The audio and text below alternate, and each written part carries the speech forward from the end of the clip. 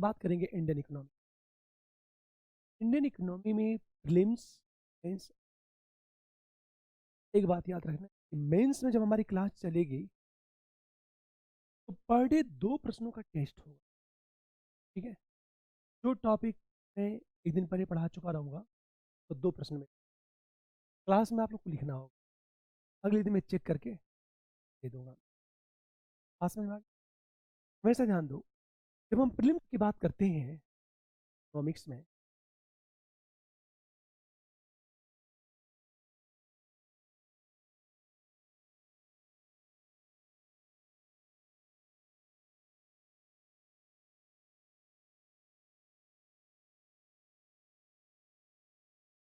हम लोग सबसे पहले टर्म्स को और इकोनॉमिक्स का अपने पेपर देखा हो, ज़्यादातर जो प्रश्न है टर्मोलॉजी और इंटरलिंक करके पूछ, यहाँ तक कि यूपीएससी में भी टर्म से प्रश्न ज़्यादा पूछे। दूसरी चीज, एनसीईआरटी आपके लिए पढ़ना must, economics, basic economics and वो पढ़ना जरूरी है। हम लोग उस पर डिस्कस करने के साथ इकोनॉमिक्स बजट पर चलते, ठीक है। हम लोग सबसे पहले बात करते हैं, आपके सिलेबस में शब्द है अर्थव्यवस्था।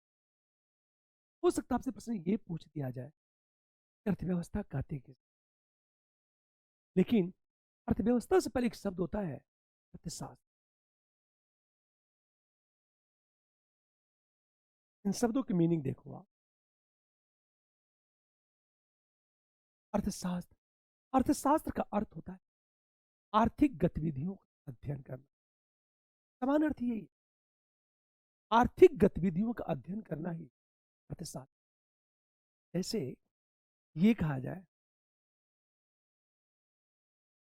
आर्थिक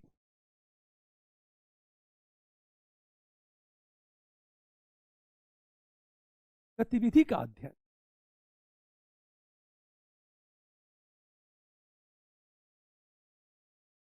ये जो आर्थिक गतिविधि है इसका अध्ययन ही अर्थशास्त्र का।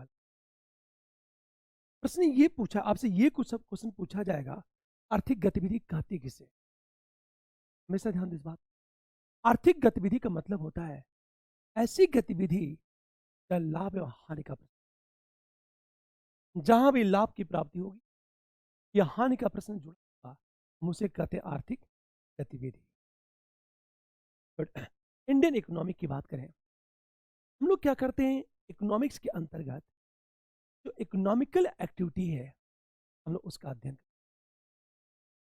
ठीक है, इकोनॉमिकल एक्टिविटी का मतलब होता है ऐसी एक्टिविटी का प्रॉफिट और लॉस। फॉर एग्जाम्पल, एक एग्जाम्पल लेता हूं मैं, मान लिया जाए हम अपने घर में रोटियां बनाते हैं, ठीक है, बच्चों को खिलाने, घर वालों को खिलाने, पर यदि मैं रोटियां बनाकर बेचना शुरू कर दिया वो इकोनॉमिक, क्लियर। यदि आप अपने घर में छोटे बच्चे को खिलाते हो ना, आप, ये कहा जाता है कि मंदिरों में भोज करा रहे हैं आप, गरीबों को भोजन कराते हैं, वो शोषण, ठीक है। लेकिन दूसरे के बच्चों को खिलाने के बदले आप 5,000 रुपया महीना लेते हो आप, जैसे क्रैच का कॉन्सेप्ट है। क्रैच में क्या होता है, लोग अपने छोटे छोटे बच्चों को रखते, 2-4 महिलाएं होती हैं, बच्चों की क्या करती हैं, परवरिश करती हैं, 2-4 घंटे जो भी हो, उसके बदले वो क्या करती हैं, पैसे लेती है। इकोनॉमिकल एक्टिविटी, बातें समझ में आ गई। अक्सर देखा होगा, हमेशा ध्यान दो इस बात को। लेकिन एक प्रश्न है, जैसे मान ले जा, बचपन को याद करो आप, जब छोटे थे, बड़ी सिस्टर आती थी, बड़े भाई आते थे, हम सबकी कोशिश होती थी कि उनसे 2-4 रुपये गिफ्ट जरूर मिल जाए। हम उनके सर की मालिश करते थे, यही होता था। फादर को इमोशनल ब्लैकमेल करना हो, उस सर पैर की मालिश, सर की मालिश, कुछ तो मिल जाए। उस समय 2 रुपये ही बहुत बड़ी चीज थी, वो पैसे तो मिल रहे पर एज ए गिफ्ट मिल, सर दबाने के बदले नहीं मिल रहा है, वो भी क्या है,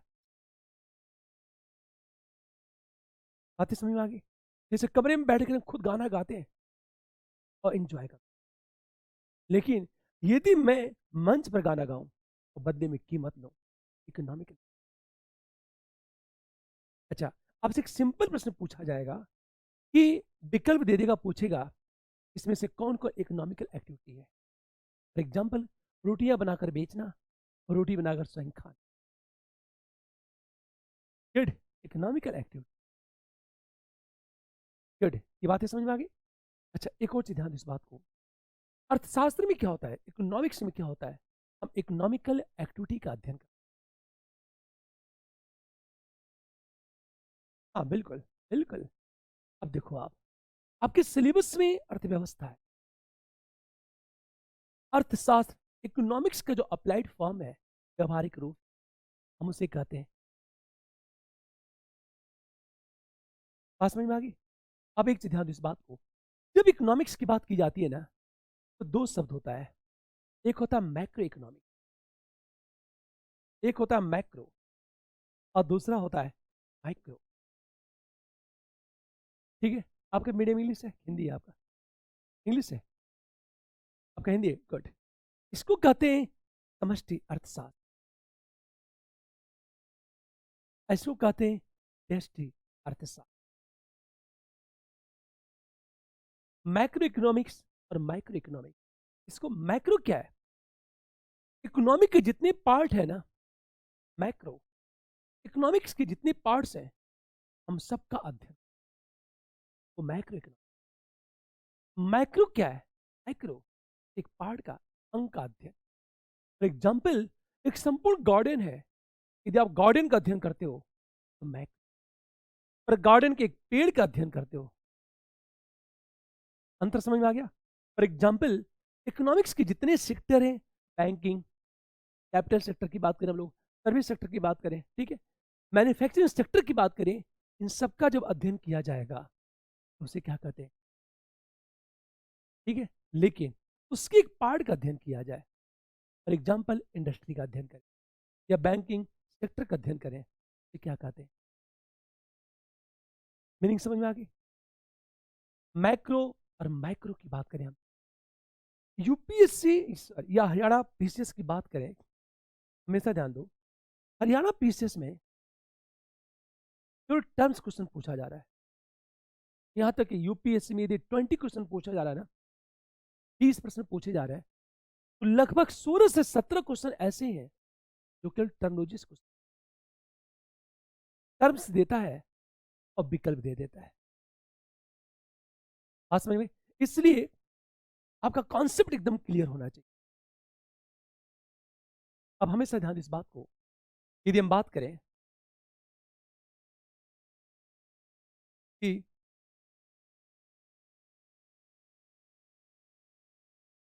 आगे बढ़ाना है,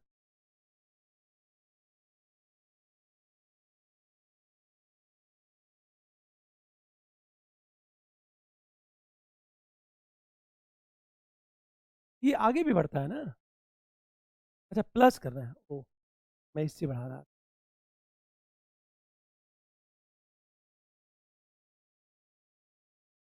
अब एक चीज ध्यान देने इस बात को, जब हम अर्थव्यवस्था की बात करते हैं,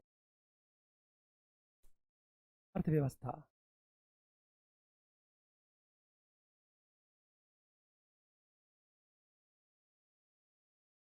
प्रश्न ये उठा, आखिर हम इसको पढ़ते क्यों है, इसकी आवश्यकता क्या है, हम स्टडी क्यों करते हैं,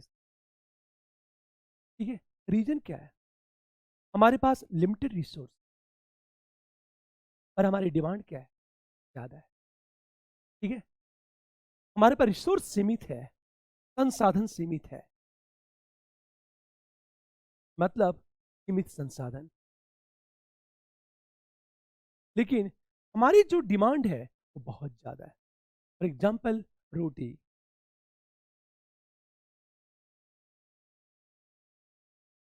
कपड़ा और मकान की बात, तो लिमिटेड रिसोर्स है, इसमें सभी की आवश्यकता को कैसे पूरा किया जाए, इसके लिए क्या करते हैं, इकोनॉमिक्स का। सारी बातें, हमारी पॉपुलेशन लगातार बढ़ती जा रही है, बेशक लोगों की डिमांड क्या होगी, बढ़ती जाएगी, पर हमारे पास जो रिसोर्स है बहुत सीमित, तो लिमिटेड रिसोर्स में प्रत्येक व्यक्ति की आवश्यकता को कैसे पूरी की जाए, इसके लिए एक प्लानिंग बनाई जाती है। अरे बात है, प्लानिंग कैसे काम करेगा, इन सब का अध्ययन हम किसमें करते हैं? अर्थव्यवस्था। बात समझ में आ गई? इसे देखा होगा, हम एक पॉलिसी बनाते हैं, पॉलिसी में ये बनाते हैं किस किस को सुविधा मिलनी चाहिए और किस अनुपात में मिलनी चाहिए, हम किस वस्तु का प्रोडक्शन करें, सर्विस की क्वालिटी क्या हो और किस रेशियो में डिस्ट्रीब्यूट किया जाएगा, किस अनुपात में लोगों के बीच उसे बांटा जाए। इसी का अध्ययन करते हैं हम लोग किस अर्थव्यवस्था। Point clear? लेकिन जब अर्थव्यवस्था की हम बात करते हैं, इसको हम कई भागों में डिवाइड कर देते हैं अर्थव्यवस्था की। जैसे जब इसका हम डिस्ट्रीब्यूशन करते हैं,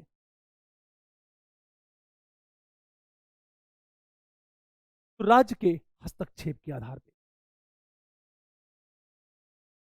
राज्य स्टेट या सरकार गवर्नमेंट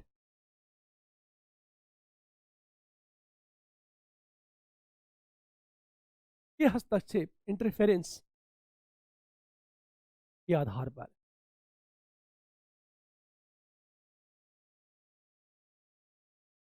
मतलब इकोनॉमिक में स्टेट या गवर्नमेंट का इंटरफेरेंस होगा या नहीं होगा, इस आधार पर इकोनॉमिक्स को कई भागों में डिवाइड किया। आप इसे जब डिवाइड करते हैं तो तीन भागों में करते हैं। पहली चीज कैपिटलिस्ट इकोनॉमी, पूंजीवादी अर्थव्यवस्था।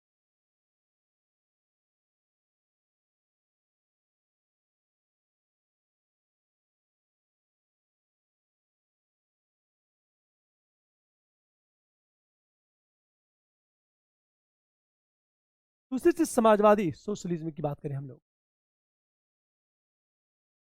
और तीसरी चीज मिश्रित मिक्स्ड इकोनॉमी की बात करें हम। इसे ध्यान से समझो इस बात को। जब इकोनॉमिक्स का डिस्ट्रीब्यूशन किया, क्लासिफिकेशन किया जाता है, स्टेट या गवर्नमेंट के इंटरफेरेंस के आधार पर स्टेट या गवर्नमेंट्स का हस्तक्षेप किस रेशियो में है, राज्य या सरकार के हस्तक्षेप के आधार पर। अब हम इसे तीन भागों में डिवाइड कर देते हैं। एक है पूंजीवादी अर्थव्यवस्था, अर्थव्यवस्था कैपिटलिज्म इकोनॉमी। दूसरी बात समाजवादी सोशलिज्म, और तीसरा है मिक्स्ड इकोनॉमी मिश्रित। अब ध्यान दो, कई बार क्या होता है, यहां से प्रश्न पूछ दिए जा रहे हैं शब्द की मीनिंग से। पूंजीवादी अर्थव्यवस्था का मतलब क्या होता है? हम कहते पूंजीवादी अर्थव्यवस्था कहते किसे? इसे ध्यान से सुने इस बात को।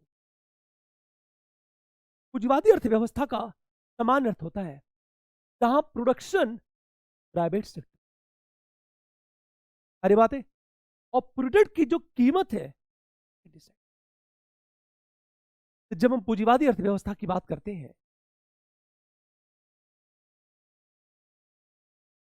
अर्थव्यवस्था की बात करते हैं, तो दो महत्वपूर्ण चीजें होती हैं। Good, production, good, price decided by market, मतलब उत्पादन निजी क्षेत्र द्वारा,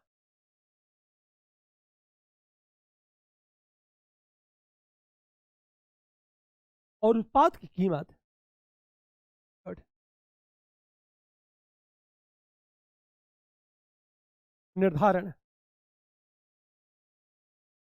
बाजार द्वारा हो।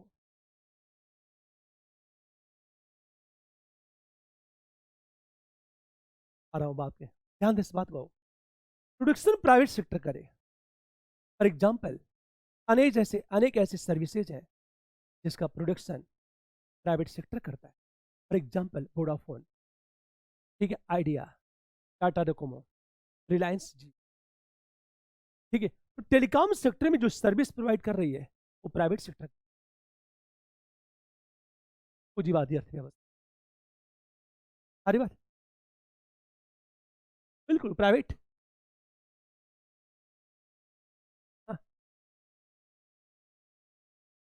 बिल्कुल। और इतना ज़्यादा कंपटीशन है ना, आउट गोइंग का प्राइस क्या होगा ये मार्केट डिसाइड करता है। एक बहुत सारी कंपनियां मार्केट में आ चुकी हैं, और जब कंपटीशन बढ़ता है ना, कंपटीशन बढ़ता है, लाभ किसको? कस्टमर को। फॉर एग्जाम्पल, जब पहली बार टेलीकॉम सेक्टर में देखा होगा, पहले एमटीएन और बीएसएनएल थी, out going charge incoming charge भी लगता था। लेकिन जब प्राइवेट कंपनी आने लगी तो प्रतिस्पर्धा, कंपटीशन बहुत ज़्यादा बढ़ गया।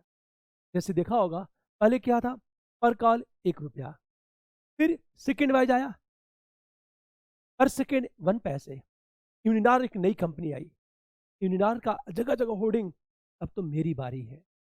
उसने क्या कर दिया, 30 पैसा पर कॉल।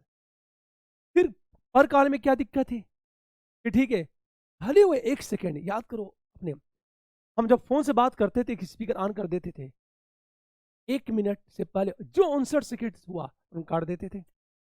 जहां 1 सेकेंड ज्यादा हो, एक कॉल, यही होता था। गुड। हम मिस कॉल मारते थे, उसी से मिस कॉल मारे, वो उधर से क्या करे, कॉल बैक, ये होता था। अब देखो, आप एविएशन सेक्टर की बात करें, उड्डयन क्षेत्र, फॉर एग्जाम्पल, पहले केवल एयर इंडिया थी, और एक जमाने में एयर इंडिया में यात्रा करना एक सबका ख्वाब था।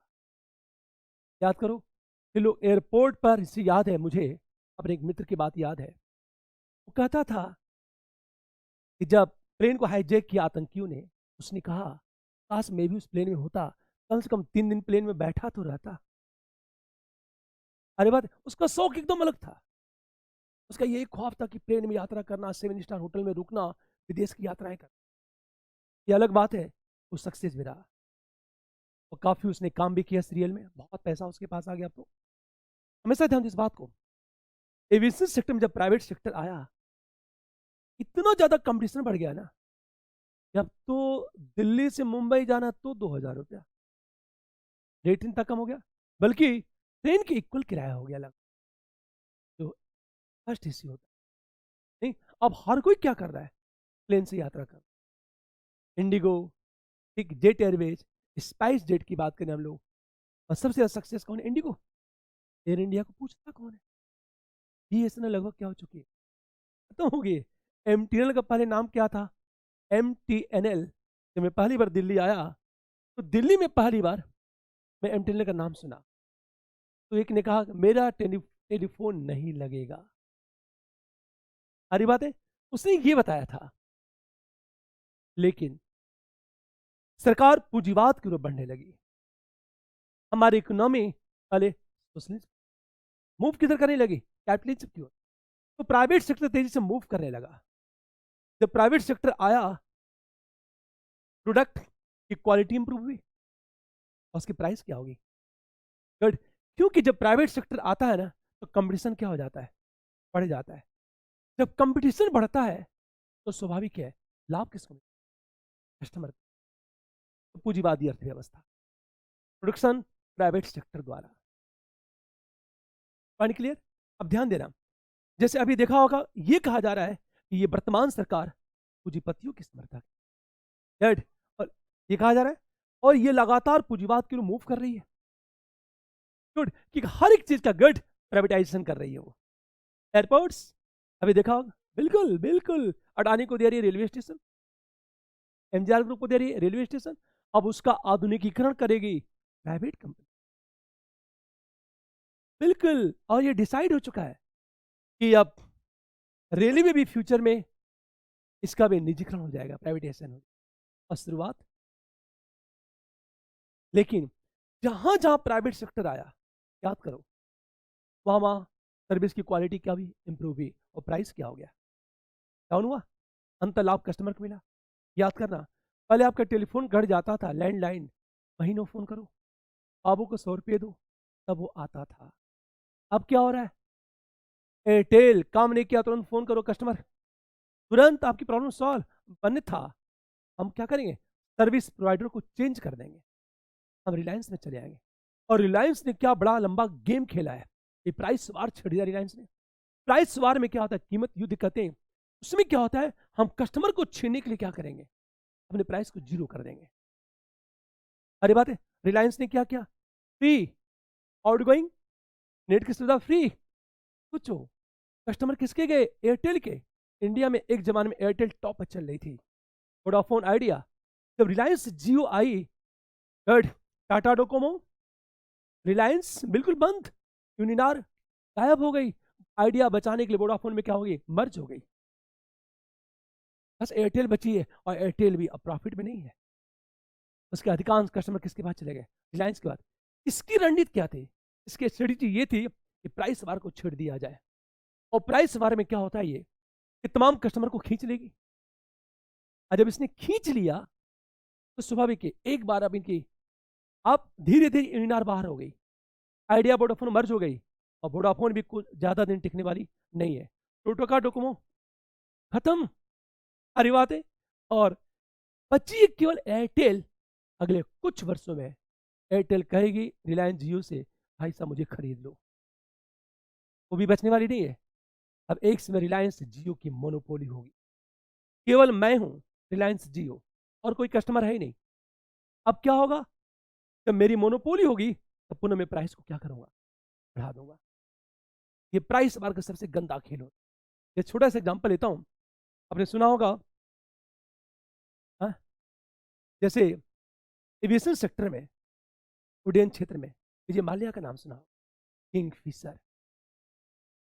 एविएशन सेक्टर में किंग फिशर ने प्राइस वार छेड़ दिया। प्राइस वार, क्या बेहतरीन सुविधा किंग फिशर की। मतलब जो सुविधाएं मिलती थी 7,000 में, वही सुविधा किंग फिशर दे दी 3,000 में। मैं देखा, हर सीट पे स्क्रीन लगा हुआ है, टीवी चल रही है, प्लेन में यात्रा करो, पता ही नहीं चल रहा है। क्या बेहतरीन सुविधा है। मतलब किंग फिशर में 8 घंटे यात्रा करो, थकान नहीं होती थी। इंडिको में तो ऐसे बैठना होता है जैसे गांव की जीप में जब यात्रा, देखा होगा, गांव की जीप की याद करो, सीट है 10, बैठाया गया कितना? 20। लोग एक दूसरे के पैर पे बैठे हुए, और कुछ लोग पीछे लटक के जा रहे हैं। ये तो होता था हमेशा। प्राइस बार में किंग फिशर मार्केट से बाहर। अरे बात है, ऐसा कुछ नहीं कहा, मुझे एक बड़ा सा इकोनॉमिकल पैकेज मिलना चाहिए, आर्थिक पैकेज मिलना चाहिए। सरकार ने क्या कर दिया? मना कर दिया। अरे बात, तो कई बार प्राइस वार में क्या होता है, कंपनी का उद्देश्य क्या होता है? कंपनी का उद्देश्य ये होता है कि प्राइस वार छेड़ करके छोटे छोटे कंपटीटर को मार्केट से बाहर कर दिया जाए। उसके बाद मेरी क्या होगी? मोनोपोली। बताइए, यही है। दूसरी चीज, मैंने क्या कहा, जो प्रोडक्ट है, आप प्रोडक्ट चाहे कोई कोई भी उत्पाद हो, चाहे कोई कोई सर्विस हो, कि कीमत को डिसाइड करता है, ये डिसाइड। क्लियर? हमेशा ध्यान दें इस बात को, उत्पाद की कीमत का निर्धारण बाजार द्वारा होता है। ये होता है पूंजीवादी अर्थव्यवस्था। Good, good. Market, reason, no no, demand और सप्लाई। मार्केट में कौन है? डिमांड और सप्लाई। अब मैंने क्या कहा कि रिलायंस फ्री नहीं लाती, क्या रिलायंस बाजार में टिक पाती? और रिलायंस न्यूनतम रेट पे जो सुविधाएं दे रही है ना, एक साल तक दिखा होगा रिलायंस के सिम के लिए मारा मारी। फिर रिलायंस ने क्या किया? न्यूनतम प्राइस। उसके बाद अब रिलायंस अपनी कीमत क्या करने लगी? बढ़ाने लगे। अब स्थिति ये है कि रिलायंस जो जियो है ना, पूरी इंडिया में अपनी ऑप्टिकल फाइबर बिछा रही है। एक समय ऐसा होगा कि नेट पर कब्जा किसका होगा? रिलायंस का। और डिजिटल इंडिया का कॉन्सेप्ट चल रहा है, ठीक है। और डिजिटल इंडिया का जो इंफ्रास्ट्रक्चर है, डेवलप करी रिलायंस जियो। बिल्कुल कीमत डिसाइड करेगी। बिल्कुल। अब एक प्रश्न यही उठता है, अब गवर्नमेंट को काम ये करना है कि यदि उसकी मोनोपोली होने होने जा रही है, तो गवर्नमेंट हस्तक्षेप करे, ताकि इसकी मोनोपोली ना हो। फॉर एग्जाम्पल, मान लिया जाए ये तमाम कंपनियों को मर्ज करती जा रही है, हो सकता है अगले 2 साल बाद इसने ऑफर दे वोडाफोन को और एयरटेल को, आप मेरे अंदर मर्ज हो जाओ, ठीक है। अब सोचो, जब इसकी मोनोपोली होगी तो कंपटीशन खत्म हो जाएगा। तो सरकार की इथिकल रिस्पॉन्सिबिलिटी, नैतिक जिम्मेदारी क्या है सरकार की?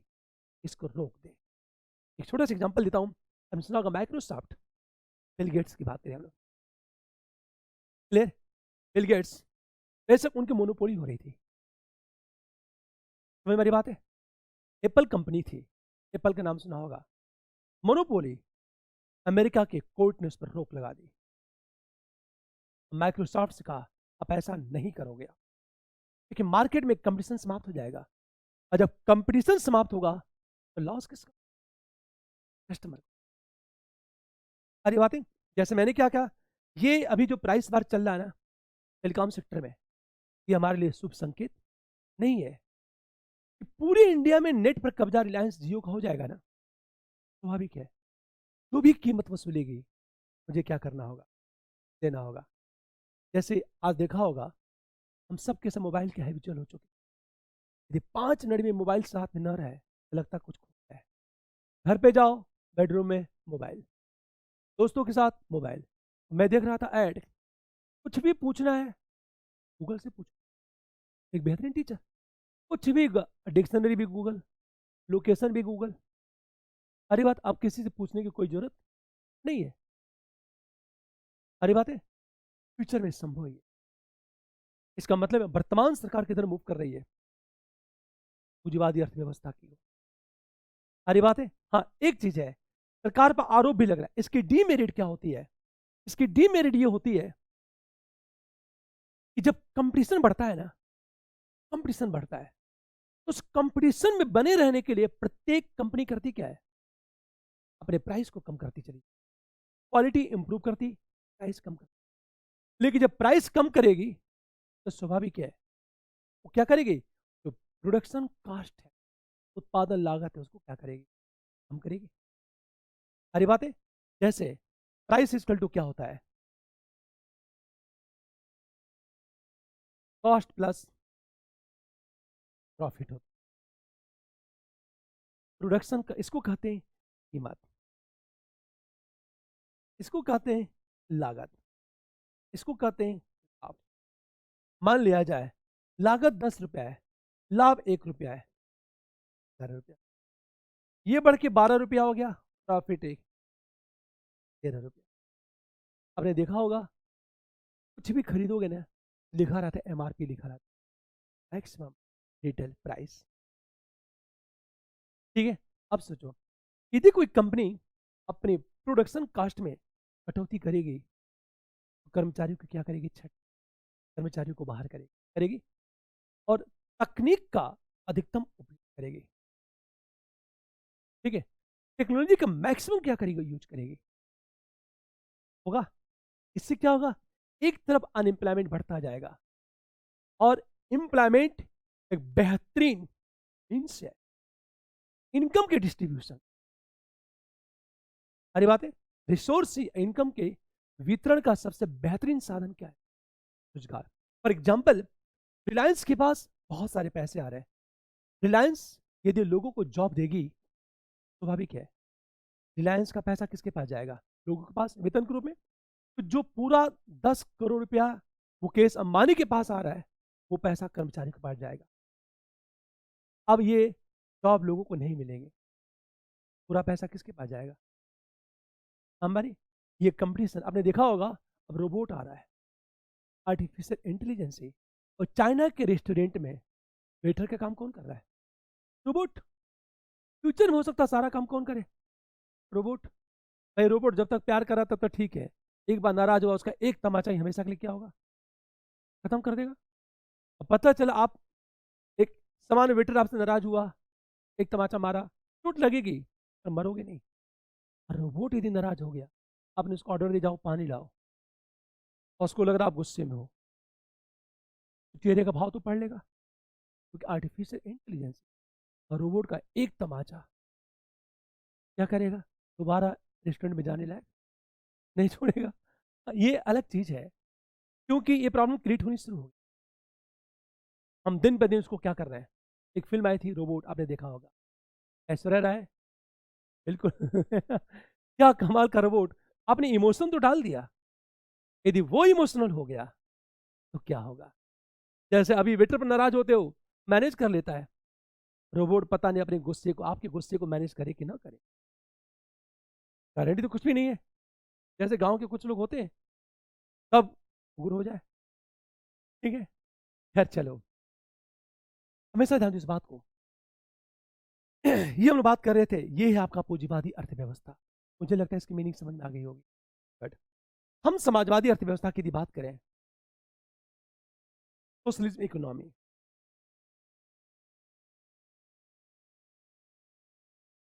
समाजवादी,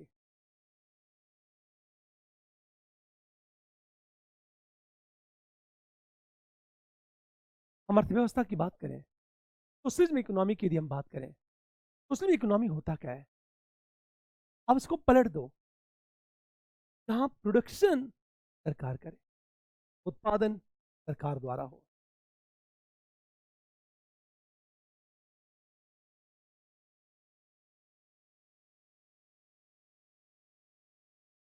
और दूसरी चीज, गुड, उत्पाद की कीमत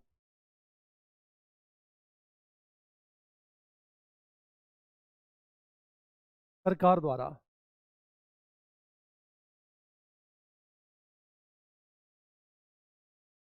निर्धारित हो। हम उसे कहते हैं समाजवादी अर्थव्यवस्था कहते हैं। Point clear? देखो, उत्पादन सरकार करे, प्रोडक्शन बाई गवर्नमेंट, ठीक है। और दूसरी बात, उत्पाद की कीमत सरकार डिसाइड। जैसे पहले 1990 से पहले उत्पादन कौन करता था? सरकार करती थी। तो समाजवादी अर्थ, गवर्नमेंट या स्टेट की बात करें हम, क्लियर। दूसरी बात देखा होगा, गवर्नमेंट रूल डिसाइड करती है तो आपको किस वस्तु का प्रोडक्शन करना है और किस रेशियो में, और उसकी कीमत क्या होगी, ये डिसाइड करता है कौन? उसे कहते हैं समाजवादी अर्थव्यवस्था। जैसे यूपीएससी में एक प्रश्न पूछा गया था 2008 में, जब रिसेशन आया। रिसेशन का मतलब होता है डिमांड का कम जाना, ठीक है। लो डिमांड, या ये कहा जाए डिमांड जीरो हो जाए, हम उसे कहते हैं रिसेशन, मंदी कहते हैं उसे। अब देखो आप, जब 2008 में रिसेशन आया, अमेरिका की अनेक ऐसे ऑर्गेनाइजेशन है वो कोलैप्स होने, बंद होने लगे। उससे बचाने के लिए अमेरिका ने क्या किया? उन सारे ऑर्गेनाइजेशन को खरीद लिया। इसका मतलब है उस ऑर्गेनाइजेशन पर अब गवर्नमेंट का नियंत्रण हो गया। और जब ऑर्गेनाइजेशन पर गवर्नमेंट का नियंत्रण होगा, अब गवर्नमेंट उस ऑर्गेनाइजेशन को रेगुलेट करेगी, ठीक है। उस संगठन को विनियमित कौन करेगी? सरकार करेगी। और जब सरकार किसी ऑर्गेनाइजेशन को रेगुलेट करने लगे, तो क्या कहते हैं? समाजवादी अर्थ। अब यूपीएससी में प्रश्न क्या पूछा गया था? पूंजीवाद का सबसे बड़ा समर्थक कौन है? अमेरिका। अब किधर जा रहा है? समाजवाद को जा रहा है। बात समझ में आ गई? जैसे छोटा सा एग्जांपल लो, मान लिया जाए एविएशन सेक्टर है या टेलीकॉम सेक्टर है। आज सरकार ने डिसीजन ले लिया, अब टेलीकॉम सेक्टर में जितनी भी कंपनियां काम कर रही हैं, उन पर सरकार का नियंत्रण, राष्ट्रीय सारे ऑर्गेनाइजेशन पर सरकार का नियंत्रण हो जाए, तो समाजवादी अर्थव्यवस्था। सारे ऑर्गेनाइजेशन पर निजी क्षेत्र का नियंत्रण हो, तो पूंजीवादी अर्थव्यवस्था। बातें समझ में आ गई? कैसे रेलवे का निजीकरण कर दिया सरकार ने, पूंजीवाद कर जा रही है। एविएशन सेक्टर का सरकार ने क्या कर दिया? राष्ट्रीयकरण कर दिया, नेशनलाइजेशन। तो क्या होगा? समाजवादी अर्थव्यवस्था। हाँ, बिल्कुल। अभी भी हमारे जो बैंक है ना, अरे बात, जितने अधिकांश पब्लिक बैंक है हमारे, प्राइवेट बैंक भी आ चुके हैं। अरे बिल्कुल, no no no no, private bank अलग है। हम एसबीआई के जितने भी अलग अलग वो है ना, हम उसको क्या कर रहे हैं? खर्च कर रहे हैं। उद्देश्य ये, उसके पीछे अलग रीजन है। कारण ये है, जब बैंकों को मर्ज करेंगे, बैंकों के पास रिसोर्स की क्वालिटी क्या होगी? बढ़ जाएगी। तो उस कंपटीशन में क्या होगा? बैंक बचा रहेगा। फॉर एग्जाम्पल, मान लिया जाए एक ये शाखा है, ये शाखा है, ये शाखा है, समय कर्मचारी होंगे, वर्कर्स होंगे, तो ऑपरेशनल कॉस्ट क्या होगा? बैंक का बढ़ जाएगा, बढ़ जाएगा। अब सोच, जब कॉस्ट बढ़ेगा तो बैंक की प्रॉफिट क्या होगी? कम होगी। अब क्या करेंगे? इन सारे बैंक को आपस में मर्ज कर दो, मिला दो आप। जब मिला दोगे, अब क्या होगा? इससे क्या होगा? एम्प्लॉयमेंट कम होगा, तो सर गुड, बैंक का प्रॉफिट ज़्यादा। अब जब बैंक का प्रॉफिट ज़्यादा होगा तो क्या करेगी? कल आप कस्टमर को, अभी क्या करेंगे? इंटरेस्ट रेट को क्या करेंगे? कम कर देंगे, कम ब्याज दर पर ज़्यादा उधार देंगे। ये तो होता है, क्योंकि बैंक को भी तो प्रॉफिट चाहिए, जब वर्कर्स को वेतन देगा तो। ये अलग चीज़ है कि जब पूंजीवादी अर्थव्यवस्था में जब कंपटीशन होता है ना, वर्क कल्चर वर्क कल्चर कार्य करने की संस्कृति, जैसे जितने भी आखिर लोग सरकारी नौकरी क्यों करना, फ्री में वेतन मिलता है। अब तो ऑफिस जाना भी पड़ रहा है, वरना ऑफिस जाने की जरूरत है नहीं। और इंडिया में सबसे आराम की नौकरी प्राइमरी स्कूल का टीचर, पढ़ाना ही नहीं है। यदि गांव में स्कूल है और आपके घर में भैंस भी है, तो भैंस को लेके चले जाओ स्कूल पे, फील्ड है, घास चरती रहेगी, अपना चारपाई लगा लो, सोते रहो। और गांव के जो बच्चे होते हैं ना, छोटे छोटे बच्चे, उनको खुश रखो। जैसे वो गांव वाले बच्चों से मटर मंगाते हैं, देखा होगा, और बच्चे दूध दही सब ले जाते हैं गुरु जी के लिए, और गुरु जी का कॉन्सेप्ट चलता है प्राइमरी स्कूल में। क्योंकि मैं इसलिए कह रहा हूँ, एक ऐसा व्यक्ति सोचो जो एमबीए किया पूना से, गुड़गांव में अच्छे पैकेज पर था, लाखों का पैकेज, उसने कहा शुरू में बहुत अच्छा लगा, अच्छे होटल में रुकना है, प्लेन से घूमना है, विदेश की यात्राएं कर रहा है। महीने में 15 दिन विदेशी रहता था, कभी हांगकांग, कभी सिंगापुर, कभी यूरोप। जितनी भी बुरी आदतें थी, ड्रिंकिंग, इन स्मोकर, अचानक एक दिन उसका मूड हुआ, रिजाइन दे दिया जॉब से, चला गया गाँव। गाँव जाने के बाद वो सीटेट की तैयारी किया, यूपी में एग्जाम क्वालिफाई किया, प्राइमरी स्कूल में टीचर है वो। और उसने कहा मुझे फोन करके, कितना सुकून की लाइफ है, घर से 1 किलोमीटर दूरी पर उसका स्कूल है, और 10 भैंस पाला है, और सुबह उठता हूं तो दूध बेचता हूं। ठीक है, दोपहर में क्या होता है, क्या स्कूल जाना कहाँ है, सब तो सेटिंग चल रहा है। 11 बजे जाता है, और थक जाता हूँ, 11 बजे जाता हूँ, जितने स्कूल में पढ़ने वाले बच्चे हैं, सबसे कहता हूँ मेरे शरीर की मालिश करो। सारे बच्चे शरीर की क्या करते हैं? मालिश करते हैं। क्या लाइफ है, इतनी आराम की नौकरी तो दुनिया में कहीं नहीं है। फिर वो राजनीति करने लगा। अब तो 40,000 मिल रहा स्कूल, 10 भैंस, 2 बच्चों को रख दिया गांव के, सारी बातें, सारा काम कर रहे हैं, दूध, बाइक पला दो, बेचने चला गया। और कहता था पुणे में एमबीए क्या, गुड़गांव में जॉब कर रहा था, टाई सूट बूट, जूते का पॉलिश टिप नहीं होना चाहिए, डेली जूते में पॉलिश करो। और वहां तो हवाई चप्पल मिट्टी लगी है, कोई मतलब नहीं। दूध बेच के आया, चला गया स्कूल, चलो 1 घंटा पढ़ा लो, फिर मैं क्या करूंगा, पढ़ाना कुछ ही नहीं।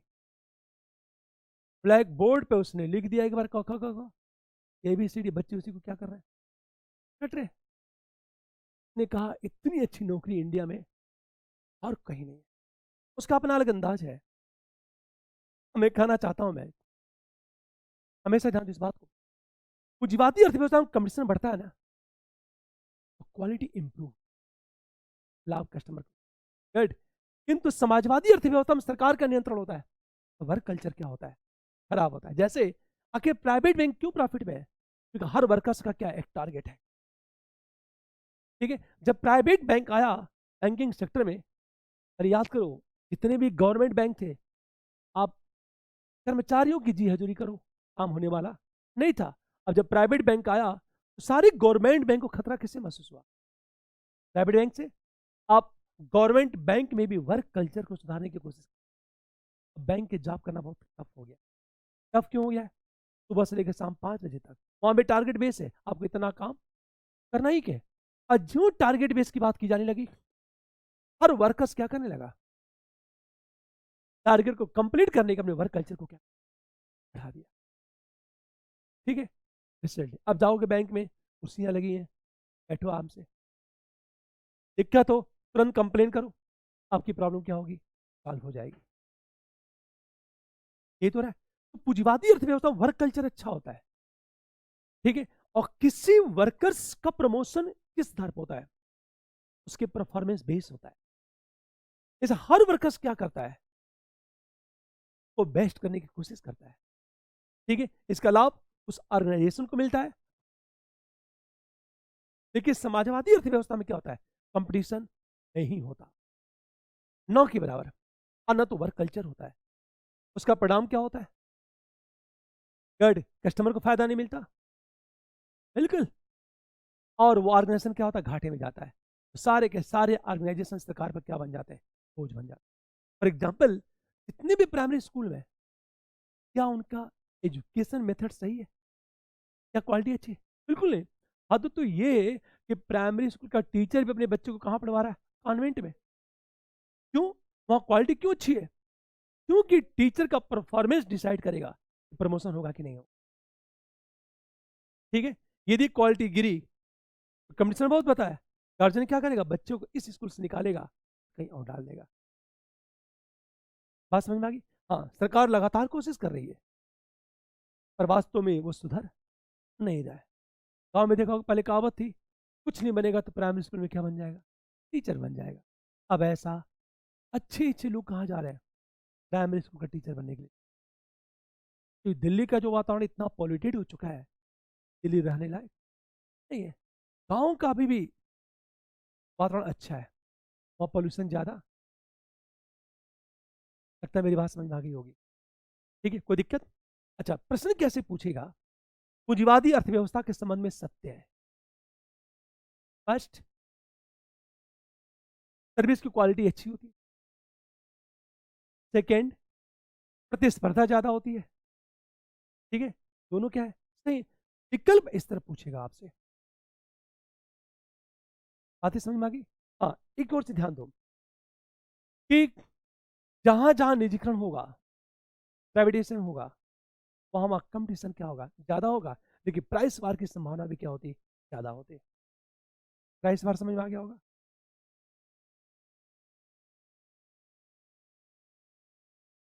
प्राइस वार। आज तो मेरी पहली क्लास थी, कल से मैं एक लंबी क्लास लूंगा मैं, 1.5 2 घंटे की। लगता है मेरी बात समझ में आ रही होगी। दिक्कत? आपका नाम? आशीष। आपका मीडियम इंग्लिश है। आपका नाम बेटा? हिरन। Medium English. आपका बेटा? भारती। मीडियम आपका? हिंदी। अच्छा।